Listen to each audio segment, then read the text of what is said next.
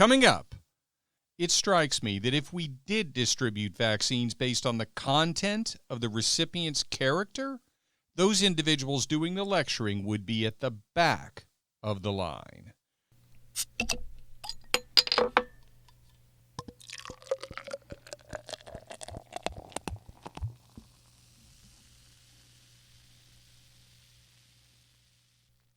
Welcome back to Political Spirits. I'm your host, Franklin Rye. We still stand for the proposition that the left and the right should have a few drinks and talk. Compromise is not a requirement. If those discussions result in us changing or even abandoning our positions, that's fine. If they don't, that's fine too. We just need to talk to each other. In that way, we can unify through speech. And if the discussion becomes a bit heated, at the end of the night, we should still be able to split up the bar tab and be on our way. So what are we going to talk about this week? Well, first of all, one thing you may have noticed about the podcast is that I'll talk about the big issue or issues of the week, but if I do, I tend to find a slightly different angle to cover because I don't want to just repeat what you're hearing in the mainstream media, such as on cable news, for example. I recognize that given my background in government affairs and the fact that I'm not part of the mainstream media, you might expect me to take a bit of a different angle, and that is what I tend to do. So, for example, I don't usually cover the same topics that Tucker Carlson is covering in a given week, but I'm going to make an exception this time. After Joe Biden chose Kamala Harris as his running mate, Tucker ran a video of Kamala Harris on the Samantha Bee Show saying something which was absolutely stunning. Kamala Harris said, quote, "The disparities that have long existed based on race are now highlighted. So one of the things I'm calling for around this pandemic is that we make decisions about where the resources should go based on that issue." Close quote. You heard that right. That was Kamala Harris proposing distributing resources to fight COVID-19 based on race. She's been selected to be Joe Biden's running mate and is about to be nominated along with him at the Democrat National Convention, and she's proposing distributing COVID-19 resources based on race. If you're like me, you've grown more and more frustrated with the insanity coming from the left. It's not just rioting in the streets, claiming that actual violence isn't violence. At the same time, other members of the left, and sometimes the same ones, are claiming that conservative speech is violence. The lunacy just seems to build from week to week. But I wanted to do a little digging after Tucker ran that video. I thought maybe there was a further explanation. But you know what? I found the video on YouTube. It was on the Full Frontal with Samantha Bee YouTube channel.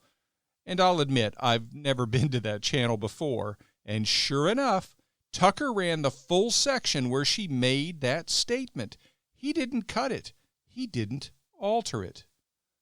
So I did some more digging, and what I found troubled me even more. If there's one thing that has advanced the human condition more than anything else, it's science. And I include all aspects of science. Advancements in agriculture and crop technologies have allowed us to feed larger and larger populations over the decades so that countries like India, which were predicted by some in the 60s to end up suffering mass starvation events, have instead ended up feeding their massive populations so easily that they export some agricultural products. Advancements in oil and gas exploration and extraction have made the peak oil predictions we see every 10 or 20 years as just as far from true as the mass starvation predictions from overpopulation ended up being. And perhaps the scientific advancements which get the most attention are advancements in medicine. New cancer treatments, new HIV treatments, vaccines for polio, the eradication of smallpox, and the development yet to come, for which we are also eagerly awaiting the development, testing, and distribution of an effective vaccine for COVID-19. I've watched or been aware of the arrival of all except an effective COVID vaccine, but I know it's coming. It's just a matter of when. I hadn't given much thought as to the order in which it would be distributed to the population, but the one thing that never occurred to me until I watched Tucker Carlson run that video of Kamala Harris on Samantha Bee's show is that it would be distributed based on race. So imagine my surprise, in fact my disgust, when I discovered that Kamala Harris is not alone in her belief that COVID-19 medical resources should be distributed based on race. I found an article on QZ.com dated August 12 by Olivia Goldhill titled, "Once U.S. healthcare workers get the coronavirus vaccine, who will be next?" QZ stands for Quartz, a global journalistic and business enterprise based in London and New York. The article was filled with quotes from the Advisory Committee on Immunization Practices, the ACIP, and the article advises that the New York Times has said that ACIP is drawing up plans for how the vaccine should be distributed. Get a load of this statement from an advisor to ACIP. Dana Bowen Matthew, Dean of the George Washington University Law School, is a consultant to ACIP regarding vaccine distribution. The article notes that she told the New York Times that racism should be directly addressed in plans for distribution of that vaccine. Quote, "It's racial inequality, inequality in housing, inequality in employment, inequality in access to health care that produced the underlying diseases. That's wrong, and it's that inequality that requires us to prioritize by race and ethnicity." Close quote. Notice the logical sleight of hand in which she's engaging. There's a good argument for distributing the vaccine earlier to people with the comorbidities, such as obesity, diabetes, asthma, breathing disorders, or other health problems which place them at greater risk from COVID. And because she's mentioning the term, quote, "underlying diseases," close quote, you might think that's what she's proposing. But she's not. She's proposing distribution based on race because of the impact of racism. Note, she says, quote, "It's that inequality that requires us to prioritize by race and ethnicity," close quote. These are staggering suggestions. These immoral suggestions are coming from people who are in elevated positions in our society. She's the dean of a law school. Other experts referenced in the article had concerns about the proposal, but check out the angle they took to the idea of prioritizing people based on race. Quote, "On the one hand, it could be seen as a commitment to justice, to prioritizing the protections of those who have been especially hard hit by COVID-19. On the other hand, given the history of medical experimentation on vulnerable groups, such a campaign could be met with distrust."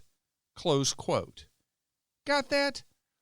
The objection is not to the idea of distributing a life-saving vaccine based on the color of your skin, but rather to the fact that minorities might think you were giving it to them first because you didn't have confidence in it. When I read that, I thought my head was going to explode. Where on earth was the statement that says, of course this is wrong? You don't distribute life-saving vaccines based on the color of the skin of the recipient, unless it's a vaccination against a disease which literally attacks people almost exclusively of particular races. A sickle cell anemia vaccine would be a perfect example. So right after I had that episode where I nearly reenacted a scene from the movie Scanners in my living room, pardon me for that obscure pop culture reference, I read a sentence that at least seemed to be written by somebody in possession of their sanity. Referring to distribution of the vaccine based on race, the article said, quote, "Such a decision could also be challenged legally," close quote. Gee, you think so? By the way, the article didn't make clear whether the statement came from one of the experts being quoted or from the author of the article. It was, however, at least reassuring that that single sentence did appear in the article. I'm reminded of how an indisputably great man once spoke of being judged by the content of your character rather than the color of your skin. I won't and don't propose that vaccines be distributed based on the content of the recipient's character. But as supposed experts, politicians who want to be our leaders, academics on which we rely to preserve our future, and a media on which we rely to truthfully tell us about the present, lecture us more and more that rather than fulfilling Dr. King's dream, we should instead judge people based on the color of their skin, advancing those in the line for a vaccine if they are black or brown, or labeling anyone who is white as having achieved any personal success based on white privilege even though they know nothing about their background, while claiming to be doing so in the interests of justice, it strikes me that if we did distribute vaccines based on the content of the recipient's character, those individuals doing the lecturing would be at the back of the line. Next topic.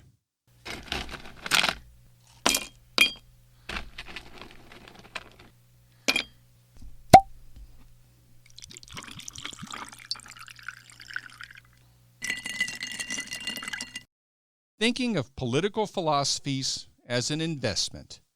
If you're like me, you know lots of people, probably including yourself, who've been asking themselves, where do I invest in the midst of all this insanity? Should I downsize? If you were looking at a house, are you asking yourself whether you should put off the purchase until things calm down a bit? If you live in an area that has been particularly hard hit by the lockdown in response to the virus, are you asking yourself whether you might want to move? And if you are, where are you considering moving? I think people are asking themselves those sorts of questions and discussing them with their spouses all over the country. I've talked about that quite a bit with people I know, and some interesting thoughts have come up. Everybody wants to move to the next boomtown and in advance of it becoming a boomtown, at least if they're either relatively early in their career rather than thinking about winding things down, or they're looking purely for an investment. Everyone tries to figure out where the next boom will occur, looking at the usual combination of weather, entertainment, education, and movement of headquarters, transportation hubs, and other job-creating facilities which might spur above normal growth. But what about politics? I have to admit, when I have thought about where to move over the years, politics has entered the equation, but only indirectly. And that indirect political entrant to the equation is exactly what you'd think it would be. Taxes. I've always looked to see whether there are state income tax or local taxes which might dramatically increase the cost of living. A reluctance to pay high taxes is certainly in line with my stance as a conservative, but it's not quite the same as saying to myself, I'm not going to live in a state or community run by Democrats. After all, I did choose Florida, and it was run by a Republican, Bob Martinez, when I chose to move here. But he was coming off a 16-year period of Democrat governors, and he ended up being followed by 8 years of Democrat governors before the 21 years of Republican control that continues to this day began. But the job offer I received and took was in Broward County, Florida, a county jam-packed with a greater concentration of Democrats than you're likely to find just about anywhere except perhaps a Rob Reiner fan club meeting. I had 2 other job offers from other states, but the Florida one paid the most money and offered the best weather and, frankly, saltwater fishing. So I took it. But that was the start of my career, and I wasn't married, and I didn't have any kids. Are people going to start looking at things a bit differently when they consider moving? Well, maybe. As real estate investor Victor Jernigan noted when I interviewed him in episode 94, it's really not so much location as it's safety. And as we've looked at COVID around the country and the astronomical death rates in the New York metro area, and we looked at the rioting in multiple cities, and we've looked at the spiking murder rates, likewise in multiple cities, that safety standard really starts to seem like it could threaten large numbers of cities or city living as a whole. But we've talked about that a little bit before, and we touched upon it a bit in the Victor Jernigan interview. I want to look at it from a slightly different angle. Are individuals, home buyers and real estate investors going to start to look at Republican leadership as an investment attribute? Are they going to start to look at the almost exclusively Democrat-run cities which have been hammered by violent, destructive riots? Are they going to look at the almost exclusively Democrat-run cities which are pushing the defund the police agenda at the same time that riots are occurring and murder rates are spiking? Are they going to look at that and conclude that when they themselves think of safety when buying a home, or when they think about investing in real estate outside of their own home, they should think Republican? If I was married with kids when I received that job offer, and if when I received it the city from which it originated was racked by riots, at the same time that the city council was pursuing a defund the police agenda, then most money or not, best weather or not, and incredibly saltwater fishing or not, I would have been looking around for other options. And I actually did have 2 more on the table at the time. And if that had been going on in South Florida at the time, and I was married with kids at the time, I might never have moved here. So the interesting question is whether other Americans and even foreign investors in American real estate will see things the same way. I think there's a good chance they will, and if they do, don't be surprised if the boom towns of the future are smaller, surrounded by more rural commuting options, and located in cities or counties with more Republican leadership. But perhaps the even more interesting question is whether homeowners and real estate investors are already starting to think that way, and whether they're not just thinking about it from the standpoint of buying a home. Are they thinking about it from the standpoint of voting in the general election, from the local level all the way up to the presidency? There is evidence that the polls are closing. And as I've said before, I don't believe they even begin to measure all of the support for President Trump. If we see something happen on November 3 which contradicts the pundits and shocks us and reminds us so much of what happened in 2016, much of the reason will be because rather than simply choosing real estate based on safety, voters will have chosen their elected officials based on safety. Next topic.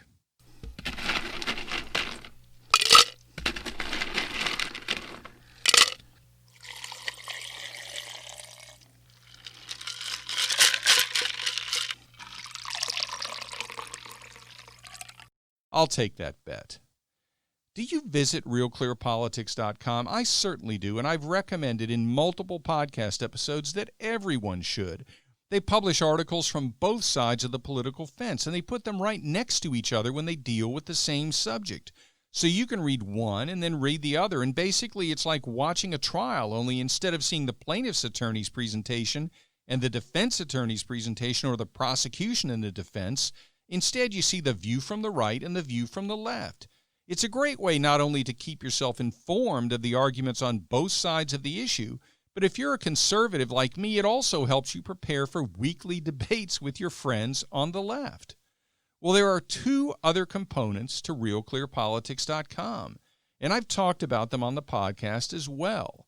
One is the Real Clear Politics average of polls, and the other is the Real Clear Politics betting odds average. That's the average of the betting lines for the presidential election.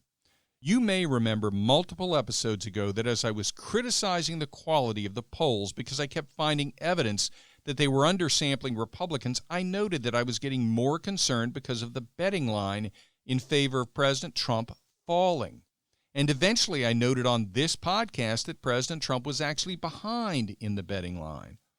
It was on June 2nd that President Trump fell below Joe Biden on the Real Clear Politics average of betting odds. Notwithstanding that frustrating development, I've continued to say that I'm cautiously optimistic that President Trump will in fact win. So what's happened since June 2nd? Well, Joe Biden for a while was building his lead.